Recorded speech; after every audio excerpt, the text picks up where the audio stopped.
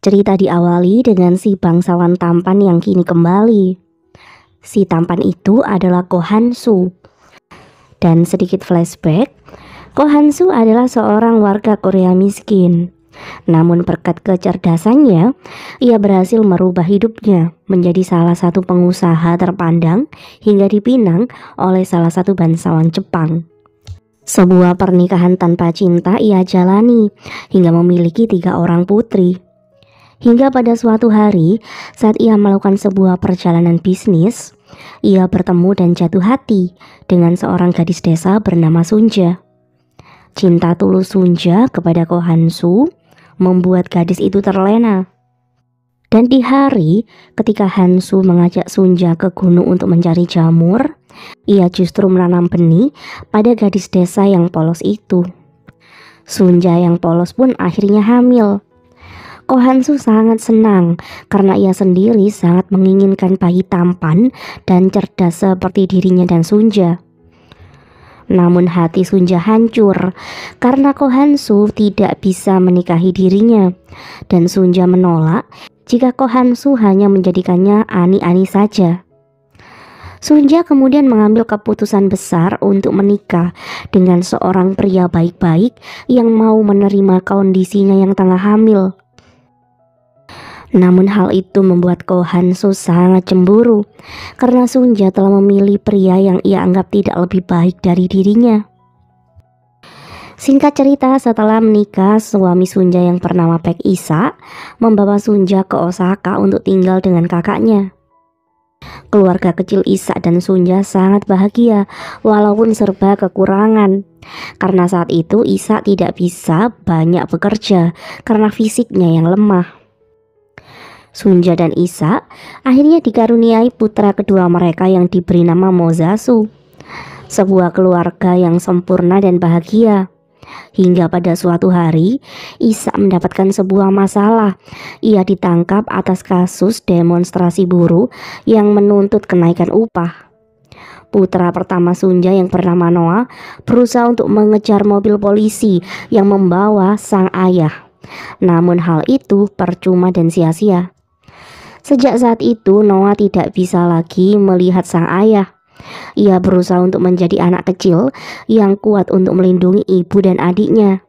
Hingga pada suatu hari, Ko Han-soo yang selama ini selalu mengawasi dan juga menjaga Sunja dan putranya dari kejauhan, ia pun memberanikan diri untuk menyapa Noah. Ko Han-soo tidak memberitahu siapa dirinya sebenarnya. Ia hanya datang untuk memberikan semangat kepada Noah karena ia yakin Noah adalah anak yang cerdas dan kuat seperti dirinya dan Sunja.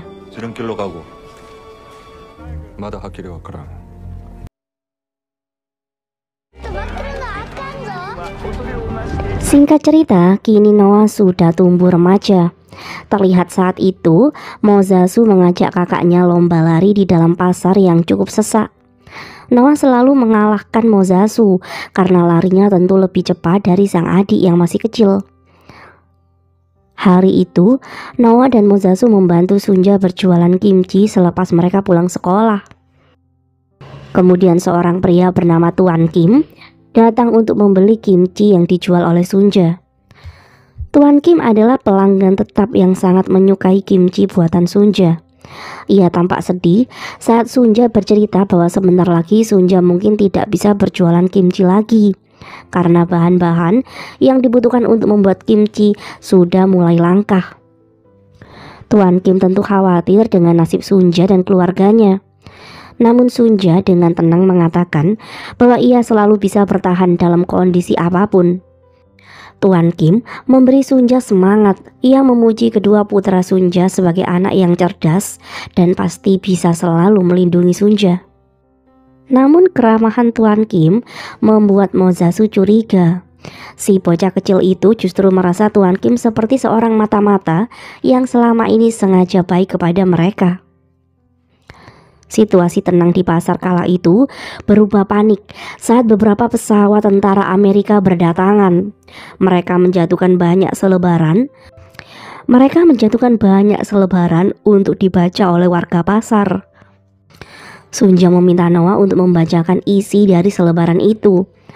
Rupanya hari itu, tentara Amerika mengeluarkan ultimatum kepada Kaisar Jepang untuk menghentikan Perang Dunia saat ini. Mereka memaksa Jepang untuk menyerah jika tidak ingin situasi menjadi semakin parah. Sambil memandangi langit-langit Osaka di tahun 1945 kala itu, Sunja tentu cemas memikirkan nasib dirinya dan kedua putranya. Ditambah lagi, suaminya yang sampai saat itu belum juga kembali berkumpul dengan mereka. Hari berikutnya, saat sedang jam istirahat sekolah, Mozasu yang sedang menikmati bekal makan siangnya kembali mendapatkan rundungan verbal dari beberapa teman sekolahnya. Mereka menghina makanan yang sedang Mozasu makan. Namun, Mozasu kecil yang kuat dan juga ceria justru dengan percaya diri menceritakan dengan bangga setiap makanan yang ada di kotak bekalnya. Ia berdiri di atas meja kelasnya yang ia jadikan seperti sebuah panggung pertunjukan bakatnya. Di sekolah yang berbeda, Noah juga mendapatkan nasib perundungan yang sama seperti sang adik. Teman kelas Noah bahkan menghina kemiskinan Noah. Si teman mengarang cerita dan menyebut Noah tinggal dengan kandang babi. Berbeda dengan Mozasu, Noah lebih memilih untuk diam dan menikmati membaca buku daripada meladeni ocehan teman-temannya itu. Selesai sekolah, Noah seringkali mampir ke gereja tempat ayahnya dulu bekerja. Noah selalu menceritakan perundungan yang ia dapatkan kepada pendeta di sana. Si pendeta memberi Noah semangat agar Noah lebih sabar menghadapi teman-teman yang jahat kepadanya. Karena sebagai orang Korea yang menjadi minoritas di Osaka, mereka dituntut untuk selalu mengalah. Noah hanya tersenyum mendengarkan nasihat dari Pak Pendeta itu. Malam itu Ko Hansu menemani mertuanya makan malam bersama dengan koleganya. Karena Ko Hansu adalah orang Korea, ia kerap menjadi bahan sindiran beberapa bangsawan Jepang, termasuk saudara istrinya yang tampak tidak suka jika sang ayah lebih membanggakan Ko Hansu daripada dirinya.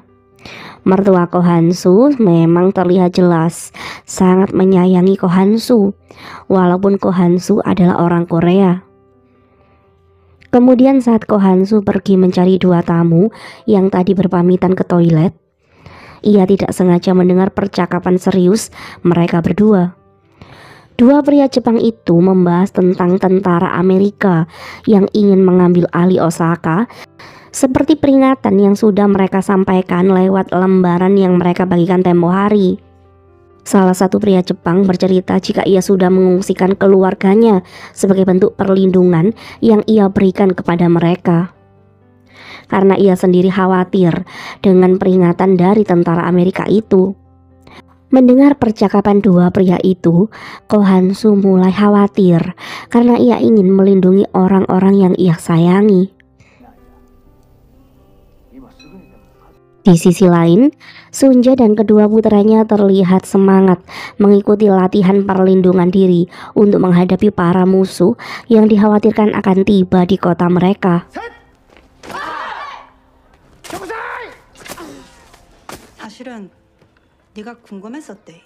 Siang harinya, Sunja mengundang tetangganya untuk minum teh di rumahnya.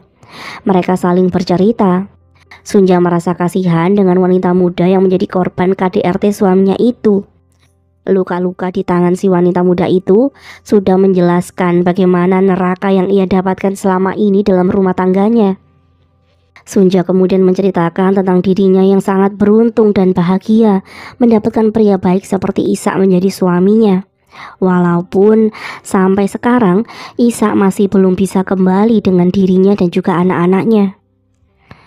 Si wanita muda itu berencana mengajak Sunja berjualan arak beras untuk mendapatkan uang.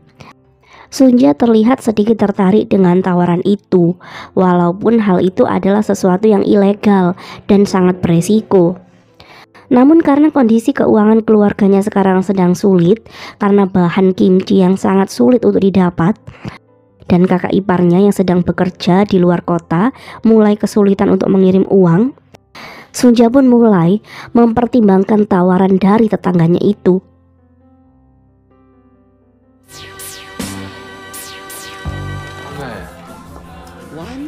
Cerita kemudian maju di tahun 1989 ketika Sunja sudah tua. Sunja bersemangat menghadiri pembukaan cabang pachinko milik Mozasu. Solomon, cucu Sunja yang sudah dipecat karena membuat perusahaan bosnya gagal mendapatkan tanah yang mereka sangat inginkan, kini telah mendapatkan semangat untuk memulai bisnisnya kembali. Solomon meminta ayah dan neneknya untuk tidak perlu khawatir karena sahabat baiknya telah bersedia untuk menjadi investor untuk proyek yang akan ia kerjakan. Sunja dan Mozasu sangat senang melihat Solomon bersemangat dan ia telah mempersiapkan sebuah hadiah untuk Solomon. Mozasu dan Sunja diam-diam mengambil pinjaman bank dalam jumlah yang cukup besar untuk diberikan kepada Solomon. Namun Solomon tampak kurang setuju dengan cara ayah dan neneknya itu. Solomon khawatir tidak bisa mengembalikan uang pinjaman bank pemberian sang ayah.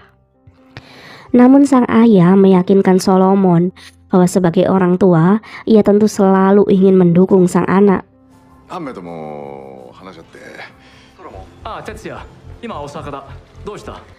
Kemudian Solomon mendapatkan telepon dari sahabatnya. Si sahabat meminta maaf karena ia tidak bisa meminjamkan uangnya. Dengan suara yang panik, si sahabat memberitahu Solomon bahwa bos mereka yang bernama Tuan Abe kemarin mengancam dan juga menyuruhnya untuk menjauhi Solomon. Solomon tentu terkejut dan juga sangat kecewa dengan kenyataan pahit yang harus ia terima hari itu. Ia tidak menyangka kebencian Tuan Abe kepadanya kini berubah menjadi dendam dan ingin menghancurkan dirinya. Emosi Solomon akhirnya tidak terbendung lagi saat ia mendengar Sunja diremehkan oleh penjual kue. Solomon dengan marah menasihati si penjual kue untuk tidak diskriminasi kepada orang-orang Korea seperti dirinya yang tinggal di Osaka.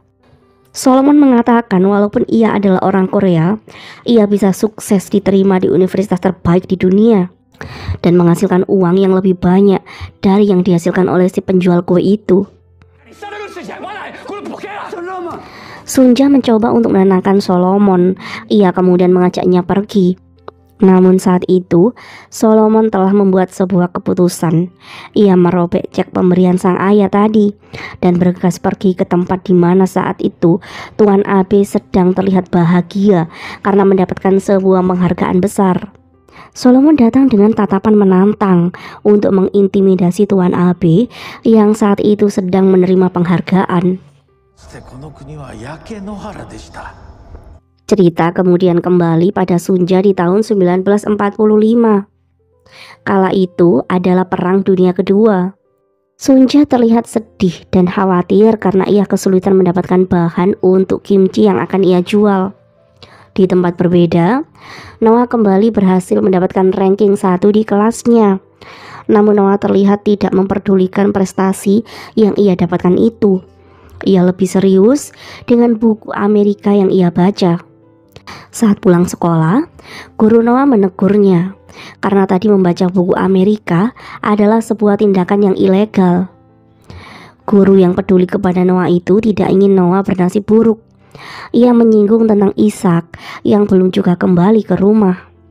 Ia menasihati Noah untuk memikirkan masa depannya dengan mencoba berkuliah.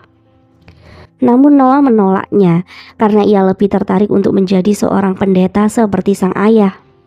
Dan ia yakin suatu hari nanti sang ayah pasti akan kembali kepadanya. Si guru kemudian memberikan buku soal-soal ujian Universitas Waseda miliknya kepada Noah. Ia berharap Noah mau mencoba untuk mempelajarinya. Noah terlihat tersenyum saat membaca nama pada halaman pertama buku itu. Ia seperti memiliki semangat setelah mengetahui bahwa gurunya itu adalah orang Korea sama seperti dirinya. Karena selama ini Noah menganggap orang Korea seperti dirinya tidak berhak untuk memiliki impian yang tinggi. Malam harinya, Sunja mencoba meminta izin kepada Kyung-hee untuk berjualan arak beras. Sunja mencoba memberikan pengertian kepada Kyung-hee bahwa ini adalah satu-satunya hal yang bisa ia lakukan untuk melindungi anak-anaknya dari kelaparan. Sebagai seorang ibu, Sunja sedih setiap mendengar perut keroncongan Mozasu. Kyung-hee tentu sangat khawatir dengan keselamatan Sunja. Namun melihat tekad Sunja, ia tidak ada pilihan lain selain mendukung dan juga berharap semuanya akan baik-baik saja.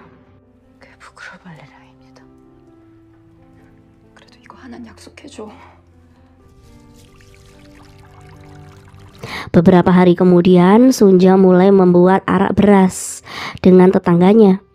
Mereka melakukannya dengan sangat hati-hati dan juga sembunyi-sembunyi agar tidak ada yang mengetahuinya. Suara sirine patroli sempat membuat mereka panik. Namun Sunja tetap bertekad kuat untuk meneruskan demi memberi nafkah kepada keluarganya. Sunja kemudian pergi mendorong gerobak yang sudah ia penuhi dengan arak beras. Ia pergi ke tempat yang cukup berbahaya untuk seorang wanita seperti dirinya. Namun malam harinya, tetangga Sunja dengan panik mencari Kyung-hee. Ia memberitahu jika Sunja tadi ditangkap oleh polisi saat ada razia di pasar gelap tempat Sunja menjual arak beras.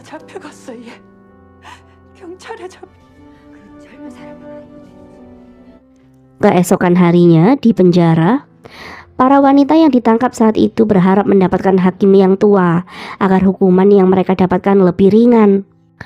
Namun saat itu, seorang hakim muda masuk untuk mengadili mereka satu persatu. Si hakim mulai memberikan hukuman yang berbeda berdasarkan catatan pelanggaran yang ia bawa. Namun saat memberikan hukuman untuk Sunja, ia menyuruh Sunja untuk pergi karena Sunja sudah dibebaskan. Sambil menatap Sunja dengan sinis, si hakim memperingatkan Sunja untuk tidak mengulangi pelanggarannya lagi, karena keberuntungan seperti ini hanya datang satu kali.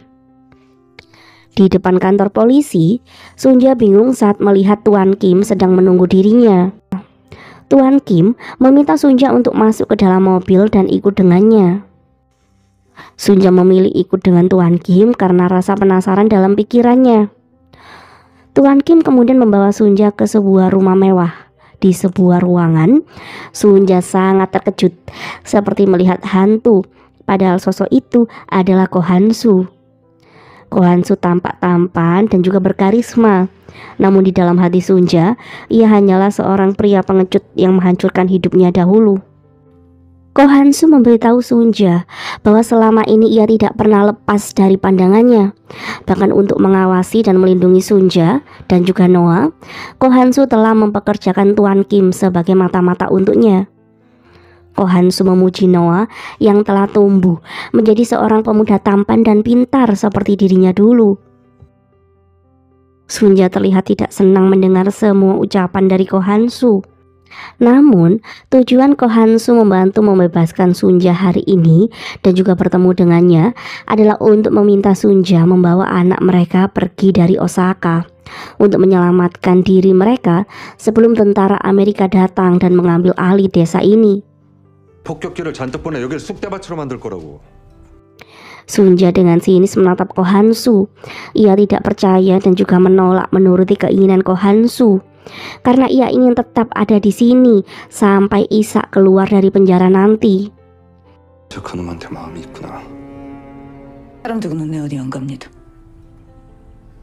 Ko Han-soo pun merasa cemburu mendengar kesetiaan Sunja untuk menunggu Isak.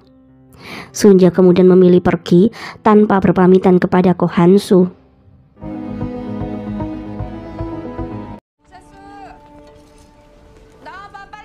Di rumah Sunja sendiri, Noah dan Mozasu sedang menunggu Sunja pulang ke rumah. Terlihat saat itu Mozasu sedang protes kepada Kyung-hee karena Kyung-hee selalu menyuruhnya membantu pekerjaan rumah. Sedangkan Noah sendiri ia hanya fokus untuk belajar. Kyung-hee mencoba memberikan penjelasan kepada si kecil Mozasu karena mereka tidak boleh mengganggu Noah yang sedang belajar. Kemudian di saat Noah sedang berlatih soal-soal dari buku pemberian gurunya kemarin, tiba-tiba seorang pria masuk ke dalam rumah dan memanggil nama Noah. Noah sangat terkejut melihat pria yang pingsan di dalam rumahnya itu. Namun Noah merasa yakin bahwa sepertinya itu adalah sang ayah yang selama ini ia tunggu-tunggu. Kyung-hee yang datang setelah Noah memanggilnya, ia pun langsung terkejut ketika ia mengenali sosok pria itu sebagai Isa.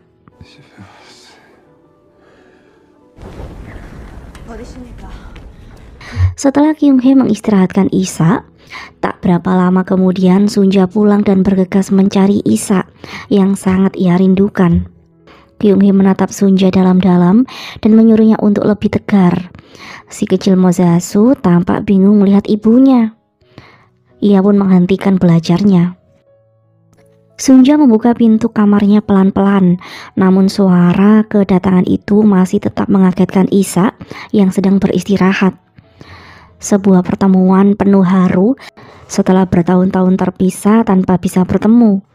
Wajah Isa yang layu memperlihatkan betapa sangat sulitnya hidup yang ia jalani di penjara. Isa meminta maaf kepada Sunja untuk masa-masa sakit yang ia berikan kepada istri yang sangat ia cintai itu. Sunja mencoba untuk menahan kesedihannya karena ia ingin menunjukkan wajah cantiknya dan juga senyumannya. Sunja berpamitan pergi untuk mencarikan dokter, namun Isa menggenggam erat tangan Sunja karena ia tidak ingin ditinggalkan sendirian lagi. Sunja meyakinkan suaminya bahwa ia pasti akan sembuh.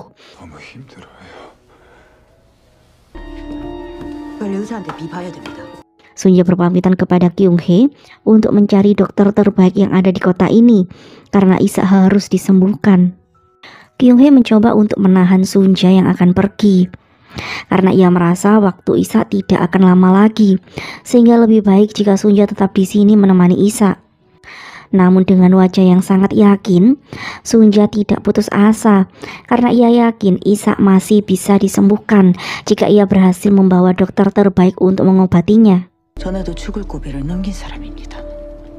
Di dalam rumah, Noah terlihat masuk ke kamar sang ayah yang selama ini sangat ia rindukan. Namun kedatangan Noah membuat Isa terbangun dengan kaget dari tidurnya. Isa seperti trauma akan cahaya dan juga suara. Karena 6 tahun ini, hal buruk yang selalu ia dapatkan selama ia di dalam tahanan. Isa kemudian meminta Noah untuk memanggilkan pendeta senior di tempat tinggal mereka. Namun dengan berat hati, Noah memberitahu bahwa pendeta itu sudah wafat beberapa tahun yang lalu. Isa kemudian menyuruh Noah untuk memanggilkan pendeta Hu yang menjadi rekannya dahulu. Noah kemudian berpamitan kepada Kyung-hee untuk segera pergi menjemput pendeta Hu. Kyung-hee terlihat bingung dan juga gelisah karena sebenarnya ia ingin meminta Noah untuk pergi ke kantor telegram untuk mengirimkan pesan kepada Yosef agar Yosef mengetahui kondisi Isa sekarang. Namun karena memanggil pendeta Hu juga hal yang penting untuk situasi seperti sekarang, Kyung-hee pun memilih untuk menyuruh Noah bergegas pergi ke gereja.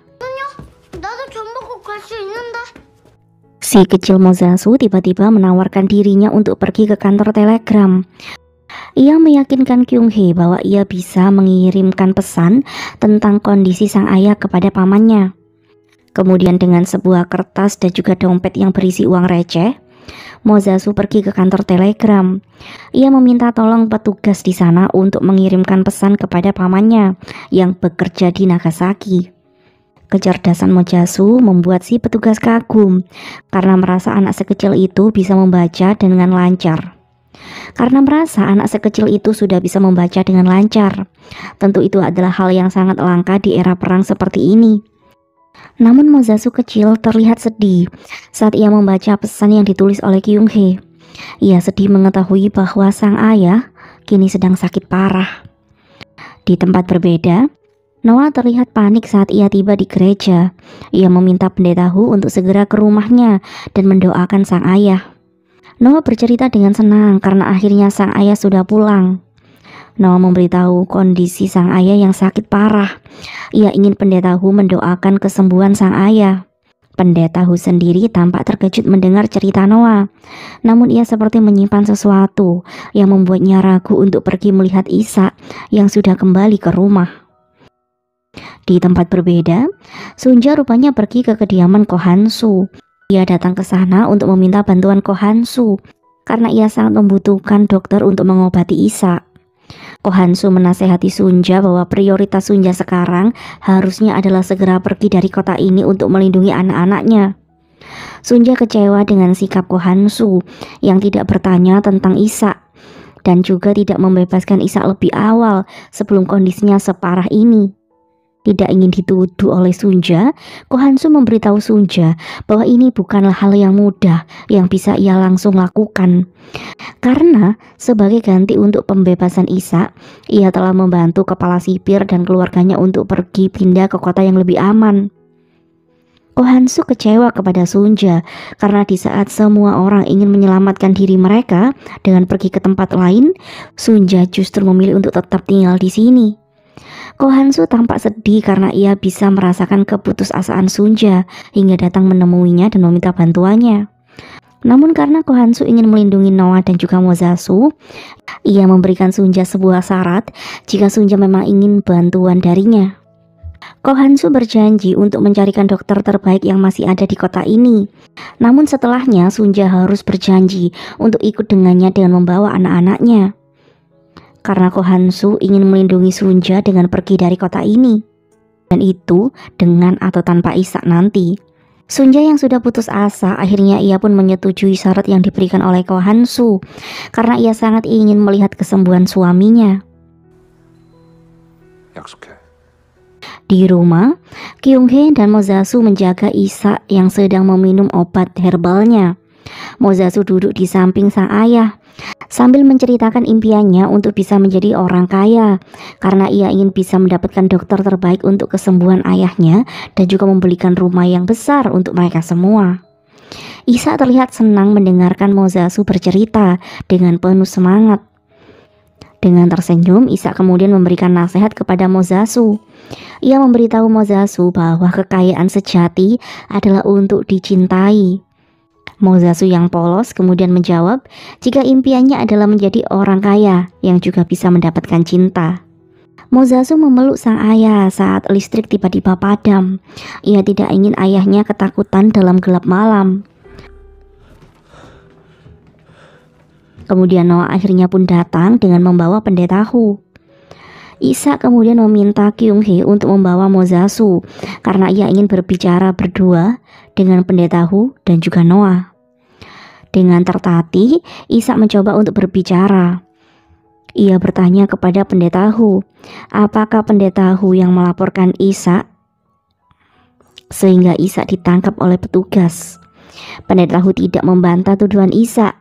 Ia dengan jujur mengaku bahwa ia benci dengan Isa karena kehadiran Isa membuat pendeta senior lebih menyukai Isa daripada dirinya. Dan rasa cemburu itu berubah menjadi iri dan juga dendam ketika warga desa juga lebih menyukai Isa daripada dirinya yang lebih dulu menjadi pendeta di sini. Dan akhirnya dengan gelap mata ia pun melaporkan Isa kepada petugas. Noah hampir tidak percaya dengan apa yang ia dengar karena selama ini pendeta Hu adalah seseorang yang sangat ia kagumi. Namun ternyata pendeta Hu begitu tega kepada sang ayah. Rasa kepercayaan Noah pun berubah menjadi marah dan ia tidak ingin memaafkan pendeta Hu. Namun saat pendeta Hu meminta maaf dan juga memohon ampunan kepada mereka, Isa justru memaafkan pendeta Hu. Isa melakukan itu untuk dirinya sendiri karena ia tidak ingin memelihara dendam di dalam hati. Kemarahan Noah pun memuncak dan ia pun mengusir pendeta Hu. Noah menolak untuk memaafkan pendeta Hu karena pendeta Hu telah membuat keluarganya mengalami hal buruk seperti ini. Kyung-hee dan Mozasu terlihat bingung dan juga takut melihat kemarahan Noah. Isa meminta Noah dan Mozasu untuk duduk di dekatnya. Isa mencoba untuk menenangkan Noah.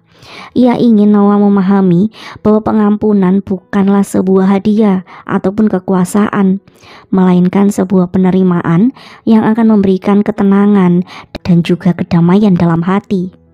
Noah tidak kuasa menahan air matanya melihat keadaan sang ayah yang terlihat semakin melemah. Isa mencoba mengusap pipi Noah sambil berkata bahwa selamanya ia adalah ayah mereka karena masih banyak hal yang sebenarnya ingin ia sampaikan dan juga waktu yang ingin ia habiskan bersama dengan mereka. Kemudian suara Sunja terdengar dari luar. Ia tampak bersemangat karena telah tiba dengan membawa dokter terbaik yang akan menyembuhkan Isa. Sayangnya, setelah memeriksa keadaan Isa, dokter tampak khawatir dan dengan berat hati ia pun menjelaskan kondisi Isa bahwa waktu Isa sudah tidak akan lama lagi karena paru-paru Isa sudah dipenuhi oleh lendir yang membuatnya tidak bisa bertahan lebih dari beberapa jam lagi. Sunja tentu terkejut mengetahui kondisi suaminya, namun ia masih berharap Isa bisa diselamatkan. Ia memohon kepada dokter untuk menyelamatkan suaminya. Ia berkata sanggup membayar berapapun biayanya, asal Isa bisa disembuhkan. Dokter meminta maaf karena hal buruk yang dialami oleh Isa di dalam penjara.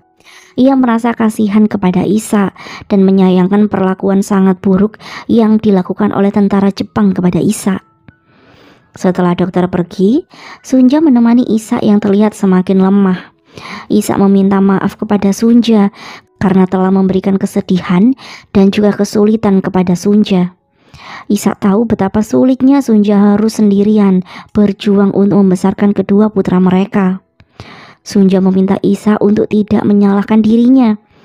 Karena bagi Sunja, Isa adalah pria yang sangat baik yang telah berkorban untuk menyelamatkan kehormatan Sunja dengan menikahinya saat kondisi Sunja sulit dahulu.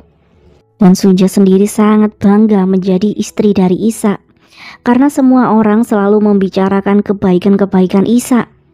Sunja mengusap air mata di pipi Isa ketika Isa saat itu berkata bahwa ia ingin tetap hidup dan juga membesarkan kedua anaknya. Isa meminta Sunja untuk menikah lagi setelah dirinya nanti tiada.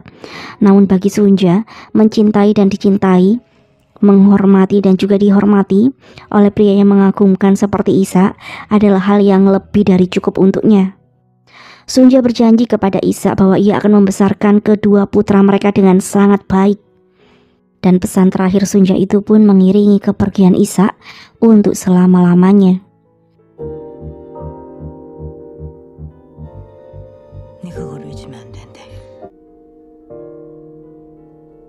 Keesokan harinya, Sunja dan beberapa tetangganya memberikan penghormatan terakhir untuk pemakaman Isa. Namun saat peti jenazah Isa akan dikremasi, tiba-tiba terdengar riuh suara pesawat tentara Amerika yang sedang menembakkan rudal mereka. Semua orang panik dan menyelamatkan diri. Namun Sunja hanya tertegun melihat peti jenazah suaminya yang masih di dalam tengku pembakaran. Sunja terdiam karena ia tidak ingin meninggalkan proses kremasi Isa yang belum selesai saat itu.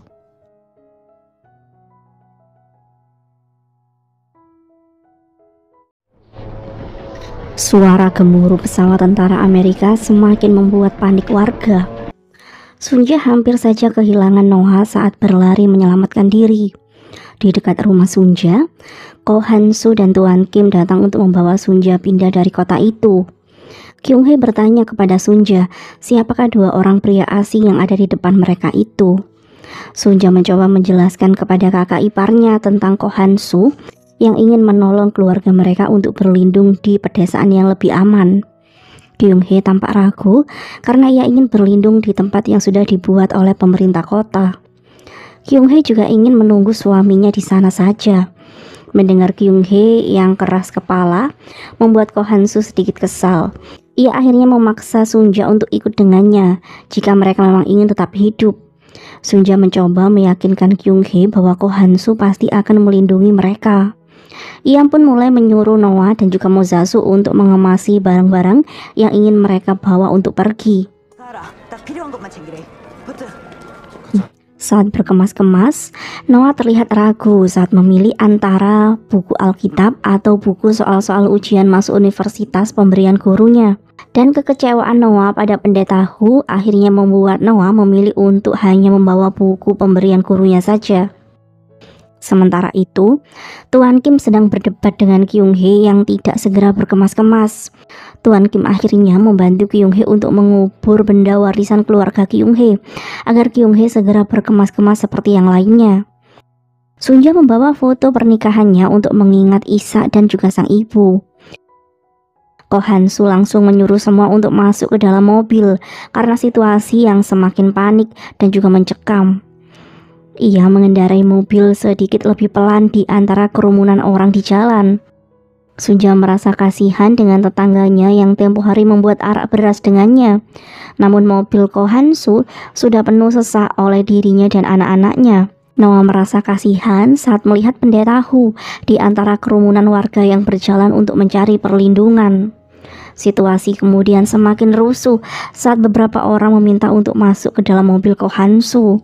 Namun Ko Han-soo tidak peduli karena tujuan utamanya adalah membawa Sunja segera meninggalkan kota di malam yang gelap itu.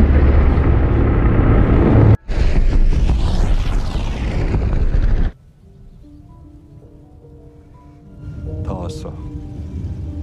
Keesokan harinya, setelah menempuh perjalanan semalaman, mobil Ko Han-soo tiba di sebuah ladang luas dengan satu gubuk yang cukup besar. Ko Han-soo meminta Sunja dan yang lain untuk sementara tinggal di sana. Karena ini adalah tempat teraman yang bisa ia berikan.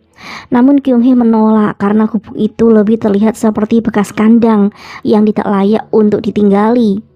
Ko Han-soo meminta mereka untuk bersabar karena ia sudah membayar orang-orang untuk membawa barang-barang dan merapikan gubuk itu agar mereka lebih nyaman tinggal di sana. Ko Han-soo juga menugaskan Tuan Kim untuk tinggal sementara dan menjaga Sunja. Kyung-hee menolak keputusan Ko Han-soo karena ia tidak ingin ada pria asing yang tinggal bersama dengannya. Namun Ko Han-soo tetap pada pilihannya karena ia ingin Tuan Kim menjaga Sunja dan juga yang lainnya di tempat ini. Ko Han-soo menasehati Sunja bahwa di masa perang ini hal terburuk pun bisa saja terjadi. Ia tidak mau Noah dan juga Mozasu dalam bahaya dan ia yakin Tuan Kim pasti akan bisa menjaga mereka semua. Sunja berusaha untuk menenangkan Kyung-hee yang masih panik dan juga enggan menerima keputusan Ko Han-soo. Sunja mencoba bertanya kepada Ko Han-soo apakah tidak ada pilihan lain. Ko Han-soo meyakinkan Sunja bahwa ia akan berusaha semampunya untuk melindungi anak-anak mereka. Sunja mencoba menegaskan kepada Ko Han-soo bahwa sebenarnya ia tidak ingin mendapatkan apapun lagi dari Ko Han-soo, walaupun ia juga sangat bersyukur atas semua bantuan Ko Han-soo selama ini. Sunja takut bantuan Ko Han-soo yang berlebihan bisa membuat Noah salah paham. Karena Noah sendiri adalah anak yang cerdas, Sunja merasa hal ini bisa membahayakan Noah. Ko Han-soo mulai kesal dengan pendapat Sunja karena ia tidak pernah memiliki niatan untuk membahayakan putranya. Dan sebaliknya, semua yang Ko Han-soo lakukan adalah untuk kebaikan Noah. Kembali mengingatkan Ko Han-soo bahwa ia bukanlah gadis polos seperti 14 tahun lalu saat mereka awal bertemu. Karena Sunja kini adalah seorang janda yang juga menjadi pelindung terdepan untuk anak-anaknya. Dan di mata Sunja, Ko Han-soo adalah orang asing untuknya.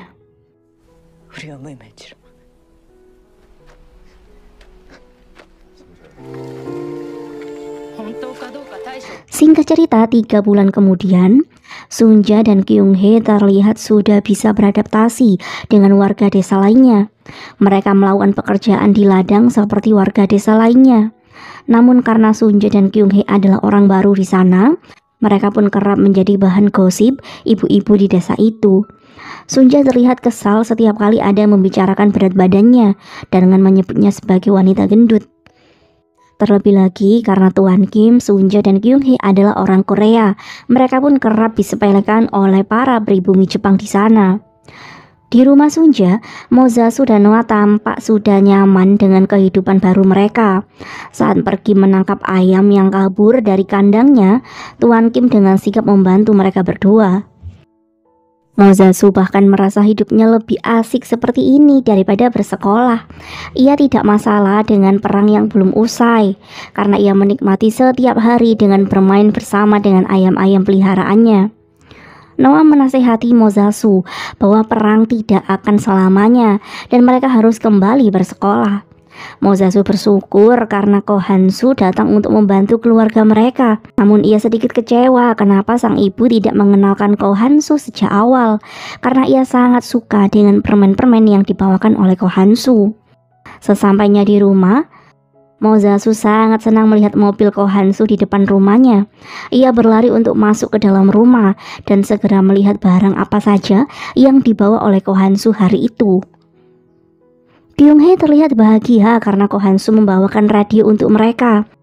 Ia sudah sangat lama tidak mendengarkan lagu dan juga berita dari sana. Noah tidak bisa menutupi senyum di wajahnya saat Ko Han-soo menunjukkan rasa kagumnya karena keterampilan membaca Noah. Ko Han-soo meminta Noah untuk belajar memahami isi dalam koran-koran yang ia bawa.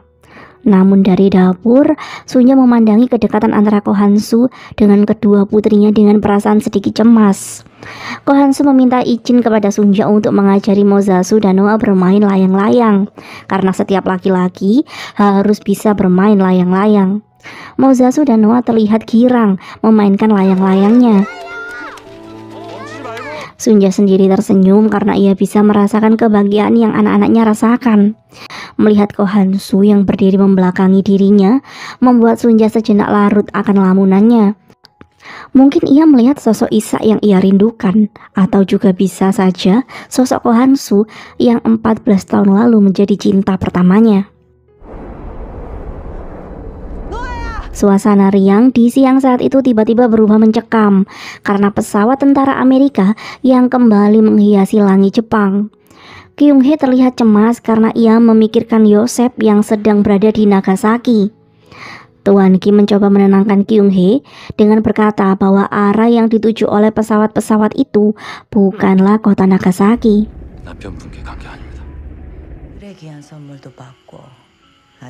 Malam harinya, Kyung-hee terlihat mengemasi baju hangat yang akan ia kirimkan kepada Yosef. Sunja mencoba menenangkan Kyung-hee dengan berkata bahwa Yosef pasti sangat senang mendapatkan banyak hadiah dari istri sebaik Kyung-hee. Kyung-hee kemudian bergegas pergi ke rumah mandornya untuk menitipkan kiriman yang akan ia berikan kepada Yosef. Ia tidak ingin terlambat karena si mandor berkata ia akan pergi pagi-pagi sekali. Sunja kemudian menyuruh Noah untuk beristirahat karena sedari tadi Noah sangat fokus memahami koran yang dibawakan oleh Ko Han-soo. Sunja mengingatkan Noah untuk tidak pernah melupakan Isa.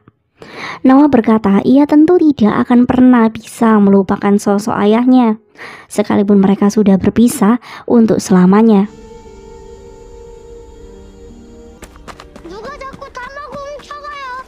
Keesokan harinya, Mozasu kecil berlari mencari Sunja di sawah. Ia memberitahu bahwa si mandor sangat marah karena ada yang mencuri telur ayamnya. Mozasu kecil berjanji pada si mandor untuk menangkap si pencuri itu.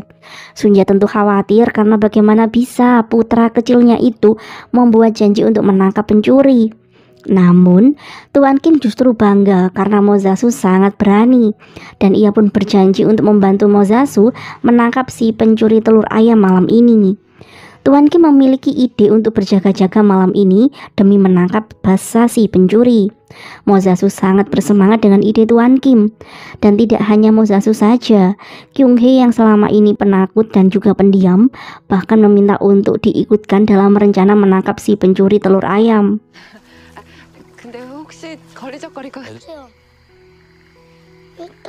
Malam harinya, Tuan Kim, Noah, Mozasu, dan juga Kyung-hee terlihat berjaga-jaga mengintai kandang ayam dari balik semak-semak di seberang. Tuan Kim menceritakan tentang dirinya dan bagaimana pertemuannya dengan Ko Han-soo. Ia bercerita untuk mengusir rasa bosan karena sudah 2 jam menunggu, namun tidak ada satupun yang datang mencurigakan. Kyung-hee terlihat mendengarkan dengan penasaran cerita kehidupan Tuan Kim. Hingga kemudian tiba-tiba Mozasu berteriak saat ia melihat 2 orang yang diam-diam masuk ke dalam kandang ayam. Tuan Kim dan Noah berlari untuk menangkap mereka. Sayangnya, Noah tidak berhasil menangkap salah satu pencuri yang sudah kabur. Tuan Kim berhasil menangkap 1 orang pencuri yang masih ada di dalam kandang. Mozasu mengenali pencuri itu sebagai teman sekolah Noah yang kerap merundung Noah. Tuan Kim bertanya alasan pemuda itu mencuri. Si pemuda itu memberitahu bahwa ia terpaksa mencuri karena ada 20 orang pengungsi di tempatnya yang belum makan. Tuan Kim kemudian bertanya kepada Noah, apa hukuman yang ingin Noah berikan kepada pemuda itu. Setelah berpikir sejenak, Noah memutuskan untuk membiarkan teman itu pergi, alih-alih melaporkannya kepada guru mereka nanti. Mozasu memprotes keputusan kakaknya karena ia ingin memberikan hukuman kepada si pencuri telur ayam. Namun Tuan Kim justru bangga dengan keputusan Noah. Karena membuat musuh berutang budi kepada kita adalah kemenangan yang sesungguhnya. Mozasu terlihat senang setelah mendapatkan nasihat dari Tuan Kim. Kyung-hee tampak senang dengan pengalaman yang ia dapatkan malam ini dan membuatnya semakin berani. 너무 재밌어서 오랜만에 우리 너야? Merasa bosan bermain sendirian, Mozasu pergi ke sawah dan bertemu dengan Tuan Kim. Mozasu bercerita tentang Noah yang sekarang ia rasa membosankan karena tidak lagi mengajaknya bermain. Noah lebih sering menghabiskan waktunya dengan membaca koran-koran yang dibawakan oleh Ko Han-soo, dan terkadang ia pergi bermain dengan teman sekolahnya yang kemarin mencuri telur ayam. Tuan Kim mencoba memberikan pengertian kepada Mozasu bahwa Noah memiliki beban yang berat sebagai anak pertama dan juga otomatis ia akan menjadi tulang punggung keluarga. Tuan Kim meminta Mozasu untuk mengerti tentang hal itu.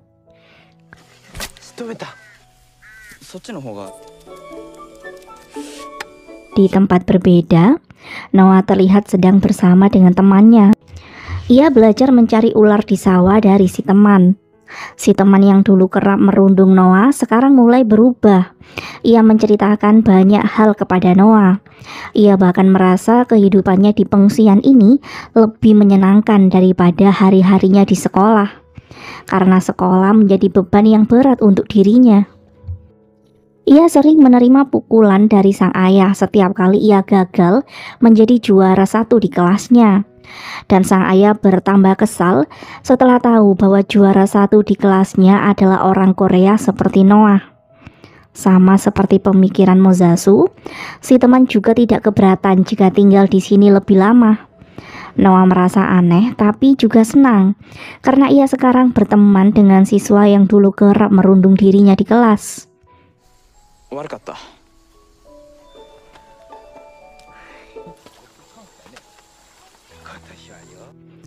Kembali ke sawah, Tuan Kim tampak tidak suka setiap melihat si mandor yang menggoda Kyung-hee.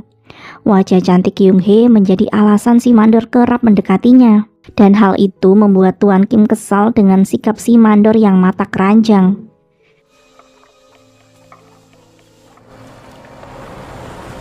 Kemudian Ko Han-soo datang dengan mobilnya. Terlihat ia membawa seseorang di dalamnya. Ko Han-soo berhenti di depan sawah tempat Sunja sedang bekerja. Ia kemudian membuka pintu mobilnya.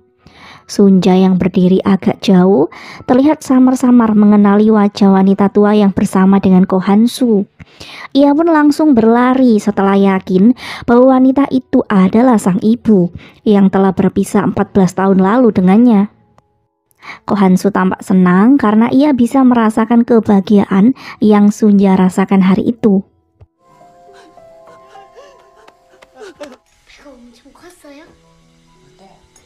Malam harinya, Sunja menyiapkan makan malam istimewa untuk sang ibu. Noah dan Mozasu sangat senang karena ini adalah kali pertama mereka bertemu dengan sang nenek. Mozasu sangat antusias dan bertanya tentang perjalanan yang ditempuh oleh si nenek dengan perahu.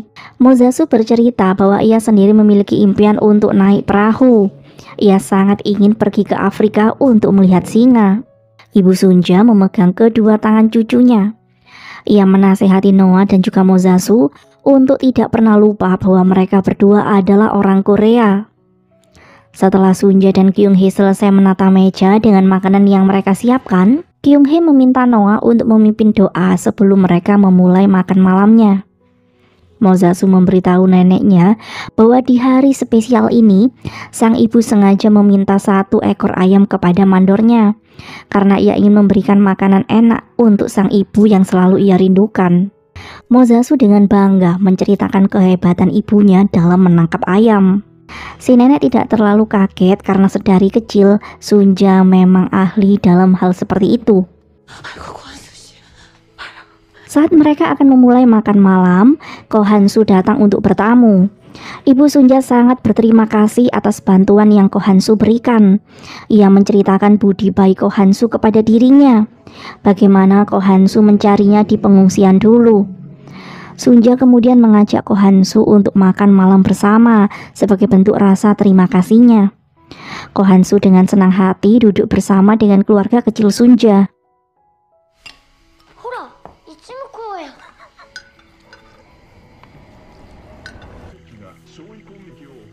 Setelah makan malam selesai, Sunja menemani Noah yang sedang belajar. Sunja bercerita bahwa dahulu saat ia kecil, ia juga sangat ingin bisa bersekolah. Dan hal itu membuatnya sering bertengkar dengan ibunya, karena di masanya dulu, sekolah menjadi hal yang sangat sulit untuknya. Noah menawarkan diri untuk membantu sang ibu belajar membaca, namun Sunja menolaknya. Dengan tersenyum, Sunja mengatakan bahwa ia terlalu tua untuk memulainya. Sunja kemudian berpamitan untuk mencari udara segar di luar. Di tempat berbeda, di dekat danau, Tuan Kim menghampiri Kyung Hee yang saat itu sendirian termenung di sana. Kyung Hee terlihat kurang nyaman dengan kedatangan Tuan Kim. Namun tidak untuk Tuan Kim, ia justru senang bisa bertemu dengan Kyung Hee di pengungsian seperti ini. Karena jika mereka ada di Korea, orang seperti dirinya tidak memiliki hak untuk berbicara dengan Kyung Hee yang berada. Kyung Hee tersenyum mendengarkan gurauan dari Tuan Kim. Namun setelah Tuan Kim banyak bercerita, ia mengingatkan Tuan Kim bahwa sekalipun mereka saling bercerita seperti ini, hal itu bukan berarti mereka berdua sudah berteman, dan lebih baik jika mereka saling tahu batasan satu sama lain. 라도 된 것처럼 굴면 안 되죠. Di rumah Sunja, saat Noah menyelesaikan belajarnya, tiba-tiba teman sekolahnya datang dan mengajak Noah untuk pergi bersama. Ia ingin menunjukkan sesuatu hal yang menarik kepada Noah. Awalnya Noah ragu karena ia khawatir jika ibunya tahu. Namun pada akhirnya, ia justru diam-diam kabur dari rumah dan pergi bersama dengan temannya.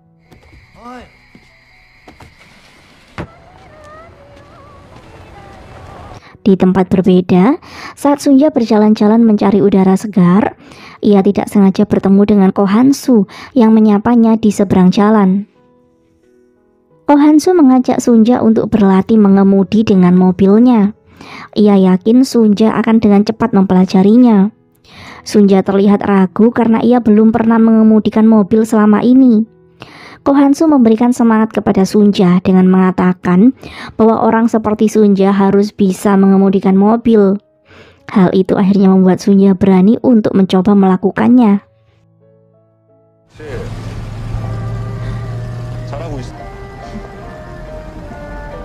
Ko Hansu tampak terlarut melihat wajah gembira Sunja.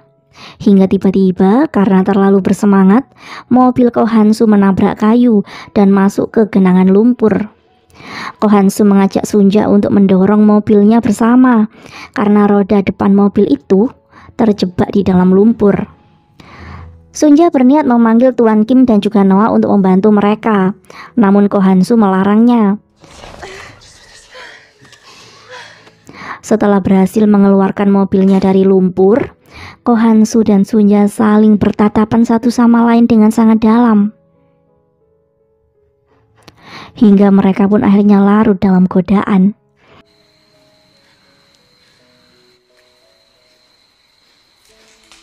Sebuah suara dari semak-semak menghentikan romansa mereka berdua. Sunja menyesali apa yang ia lakukan, karena tidak seharusnya ia larut dalam nafsunya. Ia merasa bersalah kepada Isa yang baru saja pergi meninggalkannya selama-lamanya. Namun hal itu justru membuat Ko Hansu kesal, sekaligus cemburu karena masih ada pria lain di dalam hati Sunja. Sunja memilih untuk pergi karena ia merasa antara dirinya dan Ko Hansu sudah selesai dan tidak bisa memulai dari awal lagi. Sekalipun ia sangat berterima kasih atas semua yang telah Ko Hansu lakukan untuk dirinya dan Noah. 너도 행복해질 자격 있어. 다 포기하고 살지 않아? 선자야. Di tempat berbeda, Noah terlihat senang saat ia sampai di Bukit Kunang-Kunang. Noah dan temannya menangkap beberapa kunang-kunang sambil mengagumi indahnya malam dengan kunang-kunang yang menghiasinya.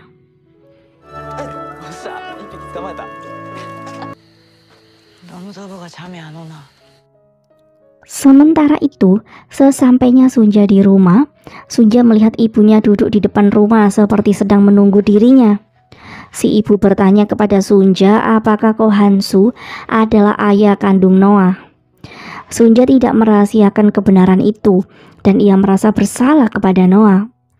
Sunja dan ibunya bersepakat bahwa Noah sampai kapanpun tidak boleh mengetahui kebenaran itu. Melihat noda lumpur di baju Sunja, ibu Sunja bisa mengerti ada sesuatu yang telah terjadi kepada putrinya. Ia kemudian mengajak Sunja untuk mandi dan membersihkan diri. Saat dibersihkan oleh ibunya, Sunja merasa kotor karena ia tidak bisa menahan dirinya saat bersama dengan Ko Hansu tadi. Rasa bersalahnya kepada mendiang Isak membuatnya merasa sedih dan juga malu.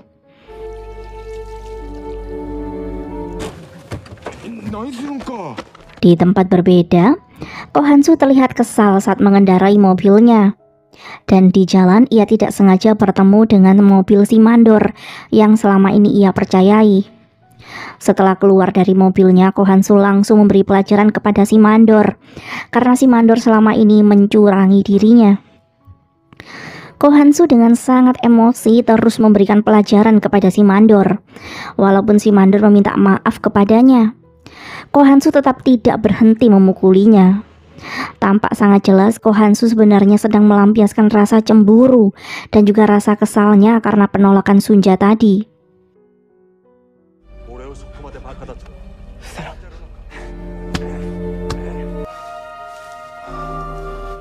Namun tiba-tiba Ko Hansu berhenti saat ia mendengar nama Noah. Rupanya sedari tadi Ko Hansu tidak menyadari bahwa di balik semak di dekatnya ada Noah dan temannya yang tidak sengaja melihat betapa kasarnya Ko Hansu saat memukuli si mandor. Ko Hansu terlihat khawatir jika Noah salah paham dan juga mulai membencinya karena perilaku kasar yang Noah lihat tadi.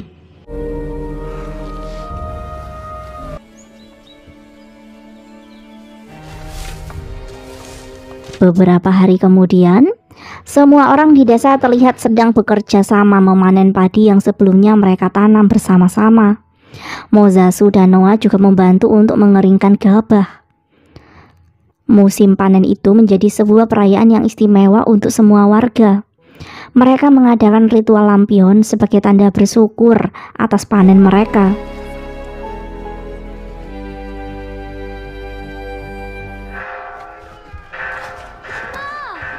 Hingga suatu malam, tiba-tiba terdengar suara peringatan kebakaran. Semua berlari ke sumber api, dan ternyata lumbung padi warga desa telah hangus di lahap api.